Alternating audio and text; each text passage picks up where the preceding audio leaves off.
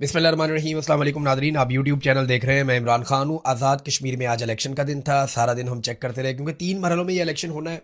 एक मरहले में अभी मीरपुर डिवीज़न में हो रहा है, फिर मुजफ्फराबाद में लेकर जाएंगे और आखिर में रावलाकोट साइड पे ये आ जाएंगे पुंछ डिवीज़न में। तो मीरपुर से इसका आगाज़ किया गया। नवाज शरीफ ने बड़ा ज़ोर लगाया, बिलावल ने बड़ा ज़ोर लगाया और दावे किए जा रहे थे कि बहुत बड़ी तादाद में लोग निकलेंगे, लाइनें लग जाएंगी, लोग लाइनों में लग के वोट डालेंगे। बल्कि ये अहकामात भी एस्टेब्लिशमेंट की जानिब से दिए गए थे कि आपने मनाजिर फिल्माने हैं। अगर आपके पास 100, 50, 200 वोटर हैं तो आप उसको लेकर जाएं, बजाय इसके कि वो वोट डाले उसको आप खड़ा करें लाइन के अंदर, लंबी कतारें आप शो करें, मीडिया के ऊपर विजुअल्स बनाएं ताकि वो फिर हम चलाएं पीटीवी के ऊपर और बाकी जो मीडिया उसको दें कि आप ये मनाजिर चलाएं। AR भाई हो गया, वो भी काफ़ी आजकल मदद कर रहा है बी टीम के तौर पर, और बहुत सारा मीडिया है जिसे ये हुक्म था कि आपने ये विजुअल चलाने हैं जो आपको दिए जाएंगे, लेकिन वो विजुअल भी नहीं बने। ये इतने नालायक हैं, इतने नकम्मे हैं कि ये अपने मुलाजमों की कितारें भी नहीं दिखा सके। आज़ाद कश्मीर के लोग वोट के अंदर अगर कोई आया भी है ना तो ऐसा लगा कि जैसे वो अपनी तौहीन समझ रहे हैं कि जनाब हम तो वीडियो अपनी बनाना ही नहीं चाहते, हम चाहते ही नहीं है कि जनाब कोई हमें देखे। कोई अगर बहुत मजबूरी में आ भी गया है तो, क्योंकि लोगों को ये पता है कि उन्होंने आज़ाद कश्मीर में रहना है।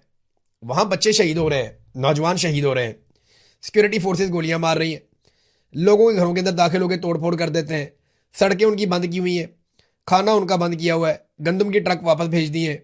तो फिर आप जब इतना तंग करेंगे एक इलाके के लोगों को तो रद्द अमल तो उनका आएगा, और वो रद्द अमल हमने देखा। अब माजी की निस्बत जो टर्न आउट है या लोगों की वोट डालने की ख्वाहिश है वो ना होने के बराबर थी। ये बहुत ही कम लोग निकले वोट डालने के लिए। आज़ाद कश्मीर के इलेक्शन में एस्टेब्लिशमेंट ने जो ड्रामा करने की कोशिश की वो ड्रामा मुकम्मल तौर पे फ्लॉप हो गया। अब तक तो यही दिखाई दे रहा है।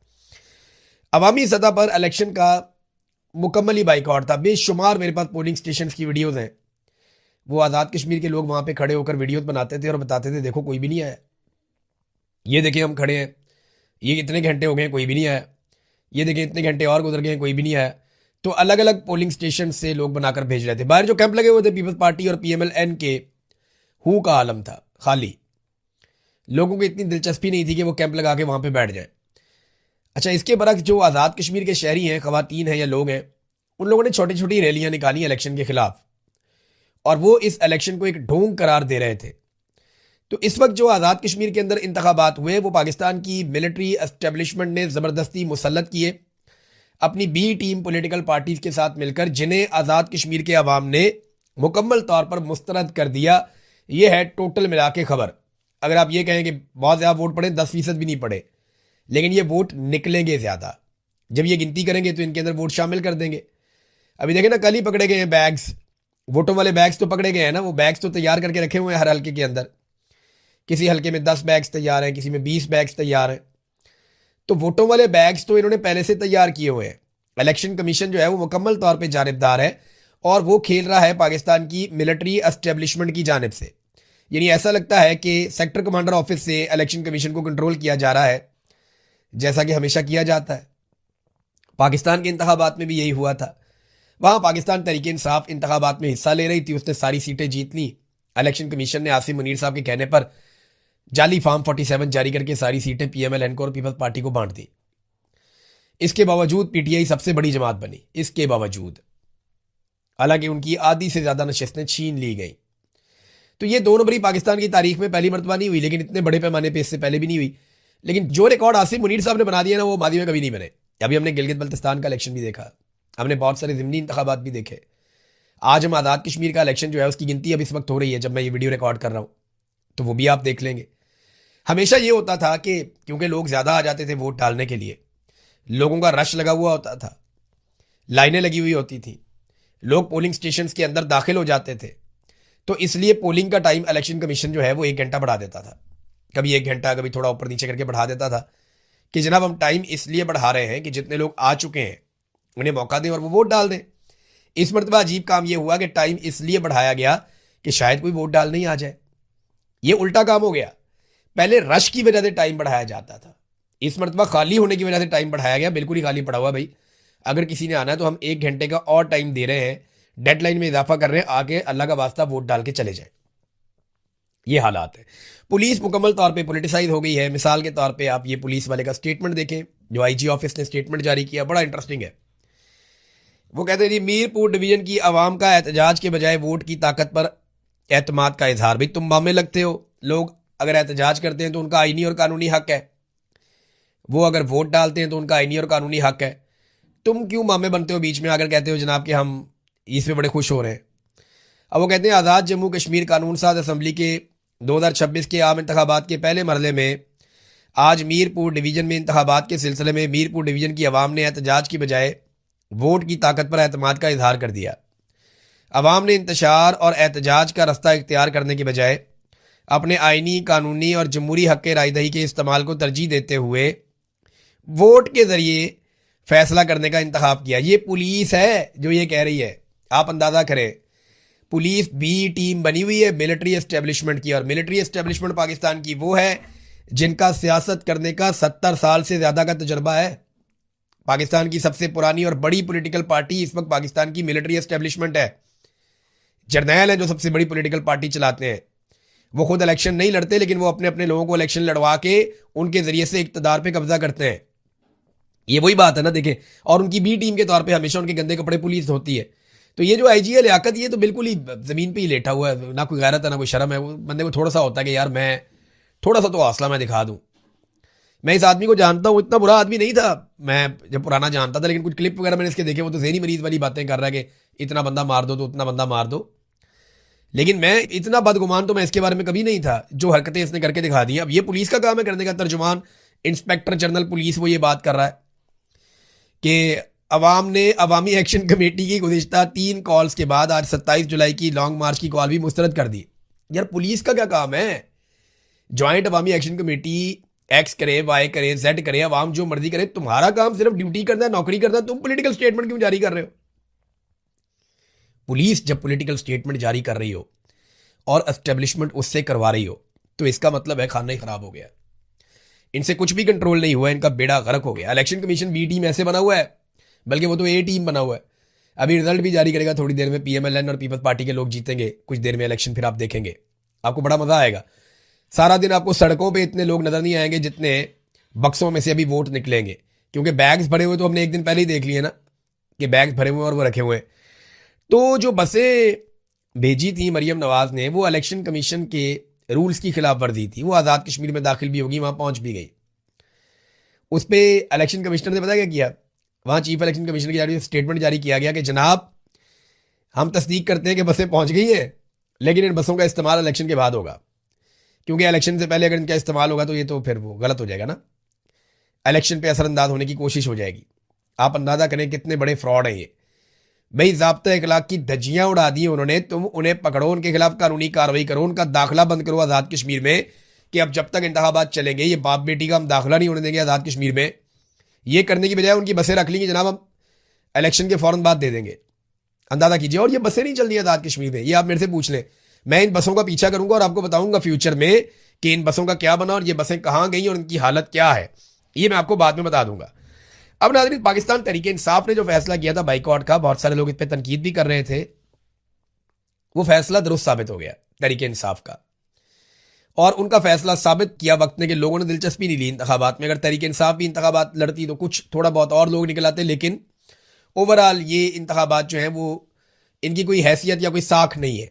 आलमी सतह पर भी नहीं होगी, आज़ाद कश्मीर में भी नहीं होगी, और ये इलेक्शन दोबारा करवाने ही पड़ेंगे। एक वक्त आएगा कि आपको दोबारा आज़ाद कश्मीर में इलेक्शन करवाने पड़ेंगे, क्योंकि ये हुकूमत कभी भी अवामी हुकूमत तस्लीम नहीं की जाएगी। जैसे पाकिस्तान में आपने मुसल्लत की हुई है, वैसे ही अगर आप मुसल्लत करके इसको घसीटते रहें और चलाते रहें तो आपकी मर्जी है। जो हालत आपने पाकिस्तान की है उससे बदतर हालत आप आज़ाद कश्मीर की कर देंगे। लेकिन वहाँ के लोग फिलहाल डट कर खड़े हैं। आज जो लॉन्ग मार्च है, कल लॉन्ग मार्च निकला, वो वहाँ मीरपुर से ऊपर चले गए पुंछ की तरफ, और आज मुजफ्फराबाद की तरफ जा रहे हैं लॉन्ग मार्च के काफिले।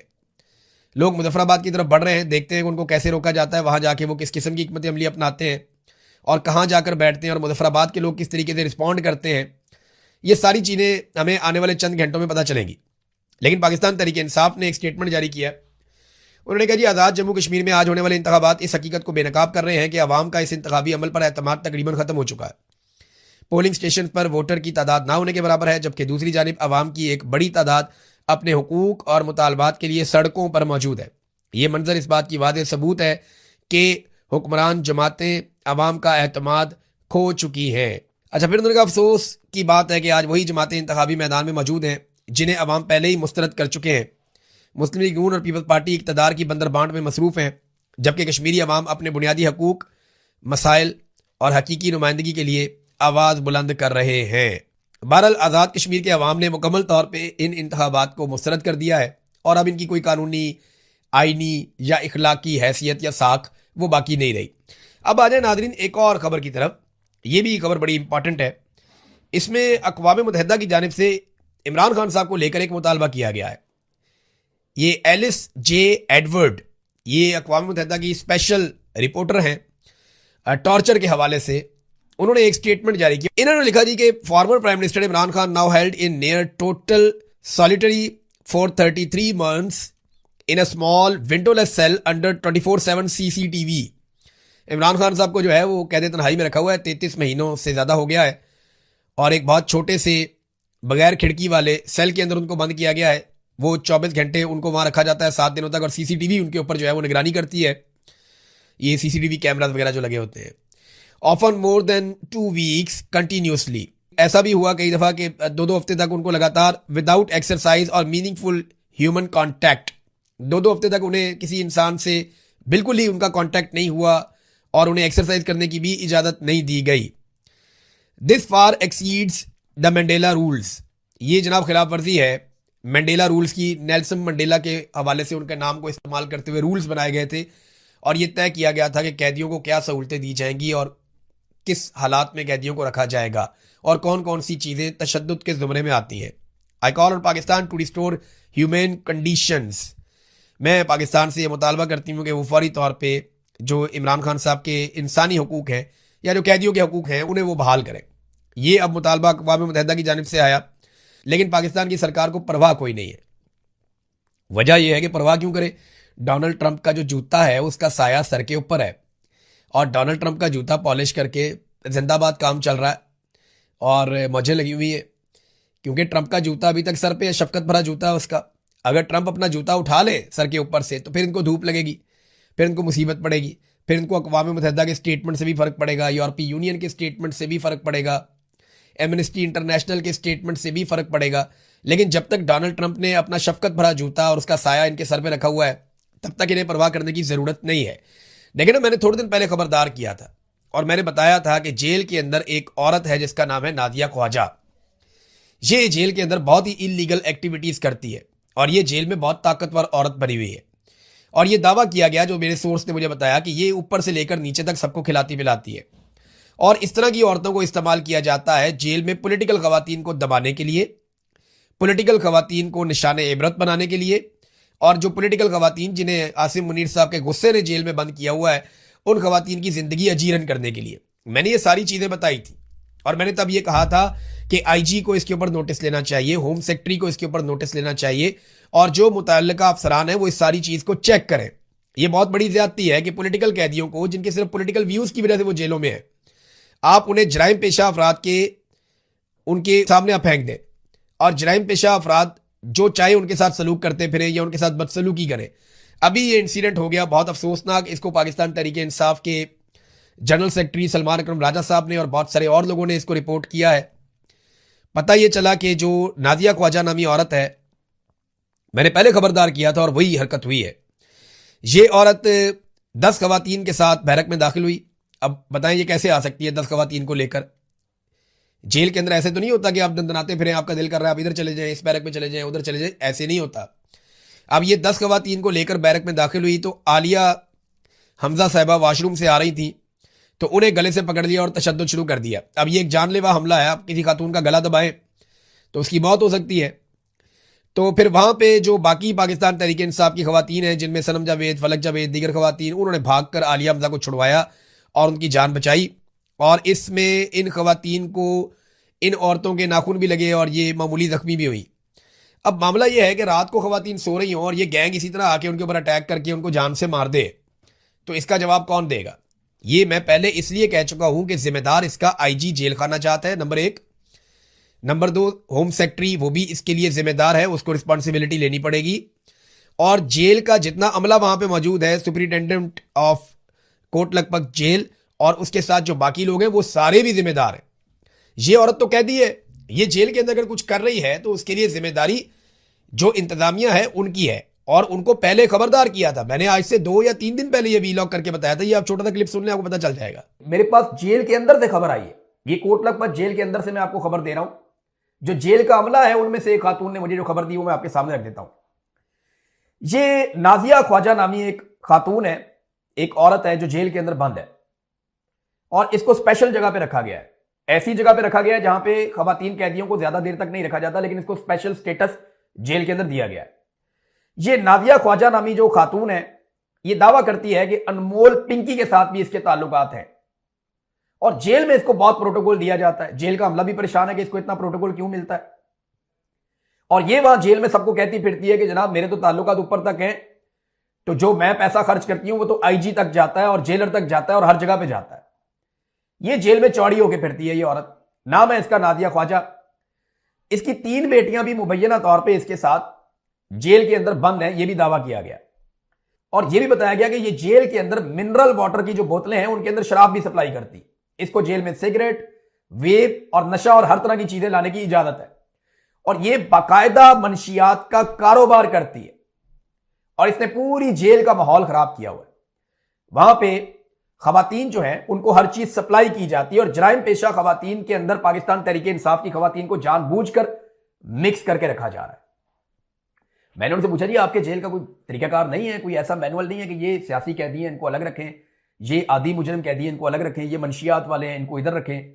उन्होंने कहा जी सारा कुछ ही होता है, लेकिन इस वक्त पाकिस्तान तहरीके इंसाफ की खवातीन को तंग करने के लिए जानबूझ के उन्हें ऐसी औरतों में बंद किया जाता है जो हार्ड कोर क्रिमिनल्स हैं, वो आपस में भी लड़ती झगड़ती रहती हैं और इनको भी इरिटेट करती रहती हैं, और वो नशा करती हैं, जिसकी वजह से ये घरेलू खवातीन है, उनका सिर्फ एक जुर्म है ना कि उनका एक मौक़िफ़ है, वो पॉलिटिकल खवातीन है, मुजरिम तो नहीं है ना, कोई जराइम पेशा तो नहीं है, तो उनको बंद किया जाता है उनके साथ, और ये बड़ी ज्यादती है। तो मुझे वो जो सोर्स है उन्होंने कहा कि जी आप ये खबर जरूर दें, हमें उम्मीद है कि आप ये खबर देंगे तो इसकी इंक्वायरी होगी कि ये खातून और इनकी जो बेटियां हैं, इन्होंने ये जो ड्रग का सिलसिला शुरू किया हुआ है जेल के अंदर, और जिस आराम से वो एक सेल के अंदर रह रही हैं, जिस तरह वो अपना टाइम गुजार रही हैं, ये बहुत बड़ी ज्यादती है, और सियासी कैदियों को इनके जरिए से परेशान किया जाता है, ऐसी औरतों के जरिए से। बहरहाल ये मैंने मामला आपके सामने रख दिया, अब देखते हैं कि इसके ऊपर क्या इंक्वायरी होती है। तो देखिए मैंने पहले बताया था लेकिन कुछ भी नहीं हुआ, तो अभी भी वक्त है इसकी इंक्वायरी करें और इस मामले को संजीदगी से देखें। ये नाज़रीन एक और रिपोर्ट आई है मेरे पास, ये रिपोर्ट है Pakistan institute of development economics की। ये रिपोर्ट कहती क्या है कि पाकिस्तान में शरह गुर्बत 40% से ज़ायद, दही इलाकों में यानी जो गाँव वाले इलाके हैं वहाँ पे 50% से ज़ायद बढ़ गई है गुर्बत। बलूचिस्तान में सबसे ज़्यादा गुर्बत है 70%। वहाँ पे हम ऑपरेशन ज़रूर करते हैं लेकिन हम गुर्बत उनकी दूर नहीं करते, हालांकि मादनियात के नुक्ता नज़र से वो पाकिस्तान का सबसे अमीर सूबा होना चाहिए, लेकिन 70% गुर्बत वहाँ पे है। जहाँ दूसरे सूबे में बहुत ज़्यादा वसाइल हैं, जहाँ बिजली बनती है, जहाँ पानी के वसाइल शानदार हैं, जहाँ पे बहुत सारी मादनियात हैं, वो खैबर पख्तूनख्वा है, यहाँ पे 48% गुर्बत। और जो गाँव देहात है वहाँ पे ज़्यादा गुर्बत है, शहरी इलाकों में कुछ कम गुर्बत है। तो ये डाटा सरकारी है, मेरा नहीं है। तो गुर्बत में पाकिस्तान में लगातार इजाफा हो रहा है, लेकिन अगर आप इनकी गाड़ियां और जहाज देखें तो आप हैरान हो जाएंगे। अभी मैं वो वीडियो देख रहा था कि मरियम नवाज के काफिले में 50 के करीब गाड़ियां होती हैं, और सारी इंपोर्टेड गाड़ियां होती हैं, बड़ी गाड़ियां होती हैं। जो जैमर्स वाली गाड़ी है वो भी बहुत कीमती और बड़ी गाड़ी है, यानी वो LC 300 टोयोटा की बड़ी शानदार गाड़ियां हैं, BMWs, मर्सिडीज, टोयोटा की शानदार जो टॉप ऑफ द लाइन गाड़ियां हैं, बड़ी बड़ी गाड़ियां, ये वो उनको इस्तेमाल करते हैं। छोटे मोटी गाड़ियों में भी एटलीस्ट जो है वो 2.25 करोड़ की वो फॉर्च्यूनर गाड़ी है वो होती है। तो ये 50-50 गाड़ियों के काफिले में तो मरियम नवाज जाती है, नवाज शरीफ जाता है, शहबाज शरीफ जाता है। और ये एक मैं आपको वीडियो दिखाता हूँ, ये इंडियन आर्मी चीफ है, देखें आप, ये इंडियन आर्मी चीफ है, ये नया आया, ये अभी अपॉइंट हुआ थोड़ा अर्सा पहले, इंडियन आर्मी चीफ। इसका नाम है धीरज सेठ। ये जिस गाड़ी से उतरा है ना वो मारुति है, ये सुजुकी मारुति है, ये इंडिया में बनती है। ये पाकिस्तानी इतनी महंगी नहीं, पाकिस्तानी 30 लाख की होगी ये गाड़ी। तो इंडिया में ये सुजुकी मारुति जो गाड़ी बनती है, इसमें से उनका आर्मी चीफ उतर के आ रहा है। आप सोचें कि आपका आर्मी चीफ तो छोड़ दें, बहुत दूर की बात है, आपका सेक्टर कमांडर भी इस लेवल की गाड़ी इस्तेमाल करता है? नहीं करता है। इसीलिए तो इंडिया जंग हार जाता है हमसे, इसीलिए तो इंडिया तरक्की नहीं कर रहा, इसीलिए तो इंडिया में जमहूरियत नहीं है, इसीलिए तो इंडिया की इकॉनमी बैठ गई है, इसीलिए तो इंडिया बर्बाद हो गया, क्योंकि उसके आर्मी चीफ को पता ही नहीं है कि किस तरह की गाड़ी में बैठना है। या कैसी लग्जरी लाइफ उसके लिए होनी चाहिए। सुजुकी मारुति के अंदर ही बैठ के आ गया बेवकूफ़ आदमी। कुछ हमारे वालों से सीखता तो उसे पता चलता कि किस तरीके से गाड़ियों में बैठा जाता है और किस किस्म की गाड़ियों और जहाज़ों में फिरा जाता है। बहरहाल ये तनकीद इसलिए है कि दोनों मुल्क बहुत गरीब हैं। मेरी बात का बुरा ना बनाए कोई, मैं कोई किसी दिफाई नुक्ता नज़र से नहीं कह रहा। आप टैंक खरीदना, दुनिया का सबसे महंगा टैंक ले लो। जहाज़ खरीदना, दुनिया का सबसे महंगा जहाज़ ले लो। आपने बम बनाया, आटम बम, हमने खुशियां बनाई, मिठाइयां बांटी। दिफाई नुक्ता नज़र से जो चीज़ लेनी है जो पाकिस्तान की हिफाजत के लिए, वो तो उसके लिए तो हमारी जान भी हाजिर है। लेकिन अब ज़ाती सहूलियात के लिए अगर बहुत कीमती चीज़ें ली जाएंगी तो वहां पे सवाल उठाना बतौर सहाफ़ी मेरा या पाकिस्तानी शहरियों का, ये तनकीद सोशल मीडिया पे हो रही है, मैंने आपके सामने रख दी। अब तक के लिए इतनी, अपना ख्याल रखिएगा, अपने चैनल का भी। अल्लाह हाफ़िज़।